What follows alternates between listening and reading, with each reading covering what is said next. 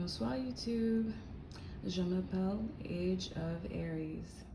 And I wanted to come on here and talk about Emily in Paris because I really love this show. I've been binge watching it this evening. I don't know how many I have left. I want to say maybe I've watched 6 episodes. And see, I didn't know it was going to be something that was episodic. I thought it was just like a 2-hour movie. But no, and I think I saw online where there's actually, they already know that there's going to be a second season, which is very encouraging. So, according to Wikipedia, this is the premise. Emily in Paris follows Emily, a driven 20-something American woman from Chicago who moves to Paris for an unexpected job opportunity. She is tasked with bringing an American point of view to a venerable French marketing firm. Cultures clash as she adjusts to the challenges of life in a foreign city while juggling her career, new friendships, and love. That's exactly what happens. You know, but they throw in a bunch of cliches and stereotypes about the French, and I think some of it is for like comedic relief. And some of the stereotypes are a little bit overblown.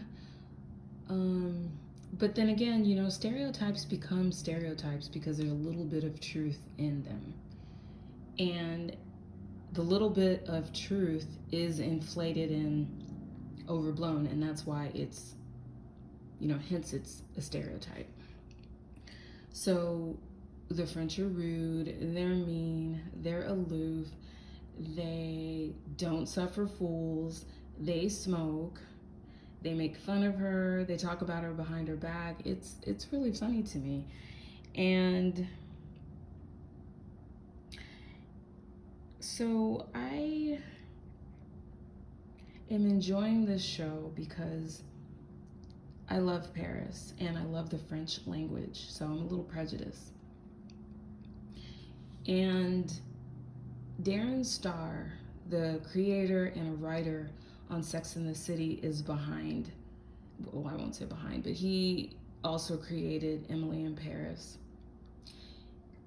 And I wasn't surprised to find that out because while I was watching the first episode, I thought, wow, this reminds me of Sex and the City. And then come to find out, Darren Star, the same person, is behind Emily in Paris. And so with Sex and the City, which I started watching from the very first season in 1998, huge fan of Sex and the City. This show follows Emily, and she reminds me a lot of Carrie from a character in Sex and the City because she loves fashion. So with Emily in Paris, you have bold prints. You have interesting ways that outfits are put together. You have a matching bag.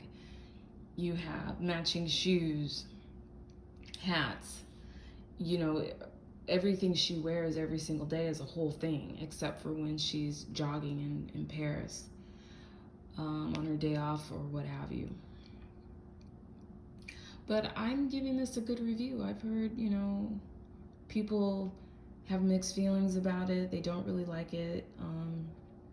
Now, it seems that some of it may have actually been filmed in Paris, but some of it also looks like it was, you know, filmed on a soundstage. And, you know, if you go to any of these sound stages, they have replicas of any city you can imagine that you need to film, and you can't get there to, you know, you can't actually film it on location.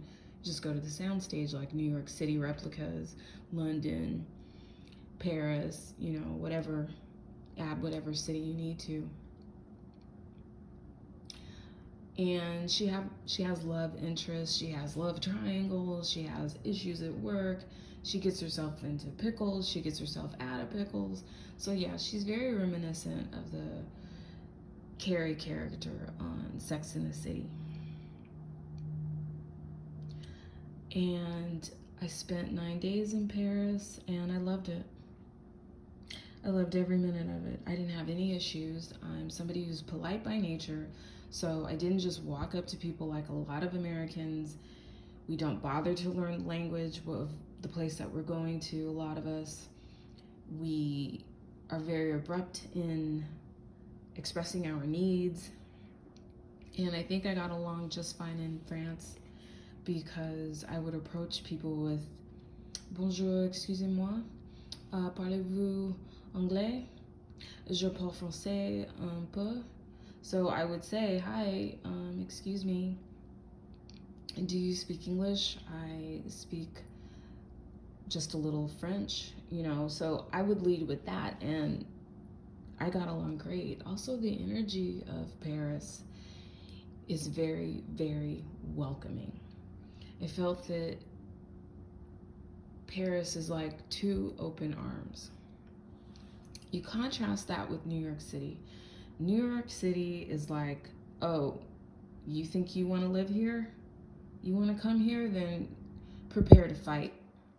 Prepare to have to prove every day that you want to be here, that you have what it takes, that you can endure this city.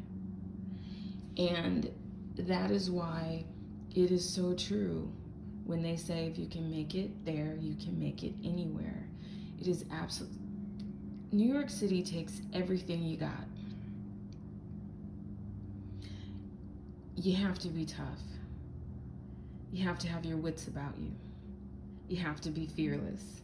You have to want to be there because there's nothing welcoming about New York City whatsoever.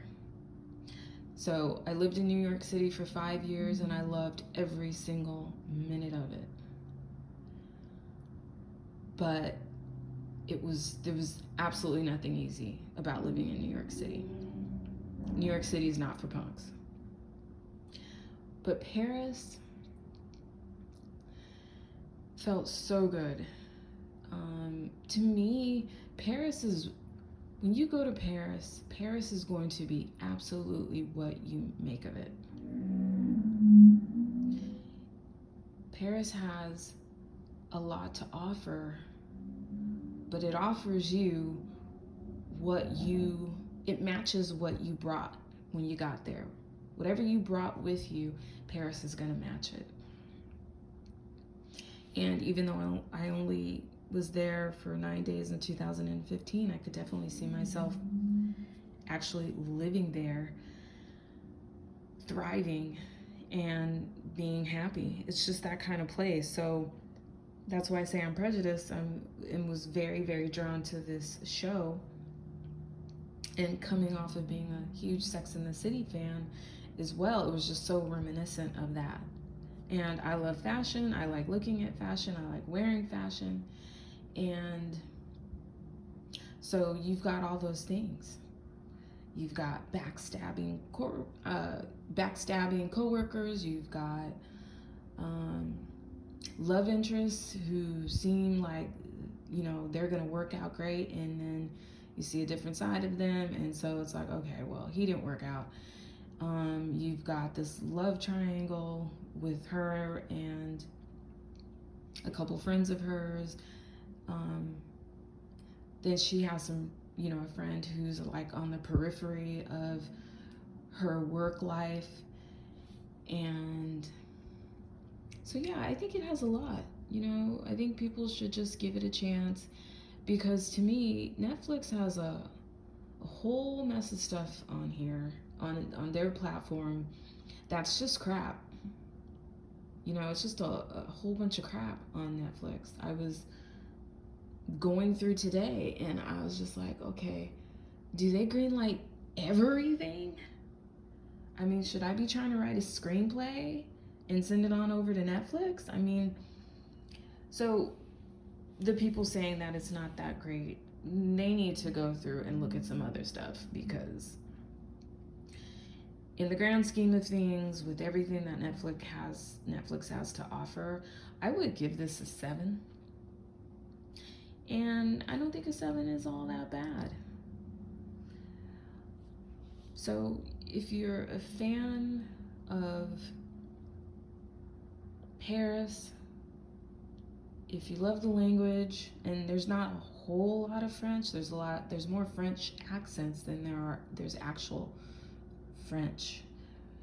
If you just want to dip your toe in, go ahead and seek this out.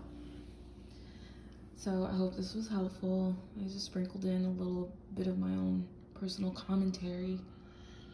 And so I guess I will leave you with, please like and subscribe, s'il vous plaît. Merci beaucoup. Bonsoir.